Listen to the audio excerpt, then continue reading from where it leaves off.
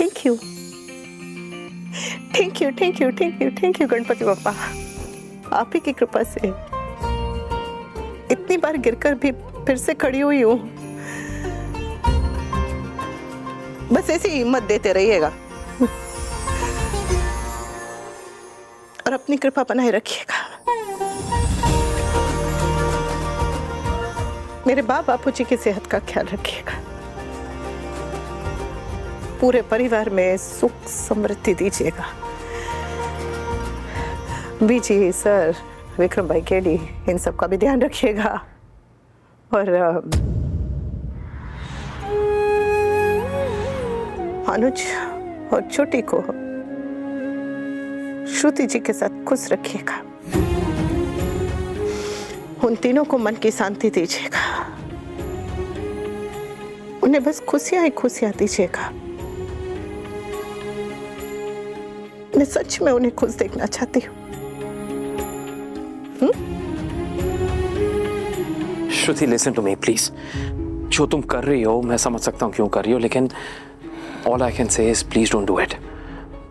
अच्छा ठीक है, ठीक है, अभी इस बारे में बात नहीं करते। तुम इस हालत में नहीं हो कि तुम कोई बड़ा डिसीजन लो। प्लीज इसको टाल देते हैं, थोड़े दिन बाद सोचते हैं इस बारे में क्या करना है। Please please. देखिए, पहली बार नहीं है जब मैं हर्ट हुई। जब जब मैंने तुमसे आई लव यू कहा है, जब जब मैंने हम दोनों की शादी की बात छेड़ी है, तुम्हारे रिएक्शन से मैं हर्ट हुई हूँ। तुमने कभी प्यार के बदले मुझे प्यार नहीं दिया, लेकिन तुमने कभी मुझे आई लव यू टू तक नहीं कहा। लेकिन फिर भी मैं इस रिश्ते से उम्मीद करती रही, कभी आद्या की वजह से, कभी हमारी दोस्ती की वजह से। लेकिन अब मुद्दा ये नहीं है कि तुम मुझसे प्यार नहीं करते, हम दोनों के बीच में कोई तीसरा आ गया है। वो अनुपमा जो एक याद थी अब तुम्हारी जिंदगी में वापस आ गई है। पहले मैं हैंडल कर पा रही थी, लेकिन अब मैं हैंडल नहीं कर सकती। मैं कभी अकेली नहीं रही, पहले फैमिली के साथ रही, फ्रेंड्स के साथ रही, तो तुम दोनों के साथ रही, लेकिन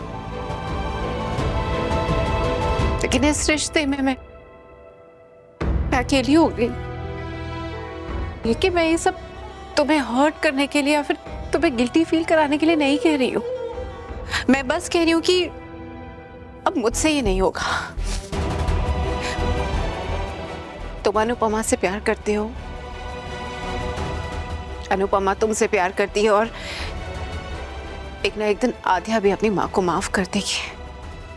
तुम तीनों के बीच में मेरी ना जगह है ना ही जरूरत।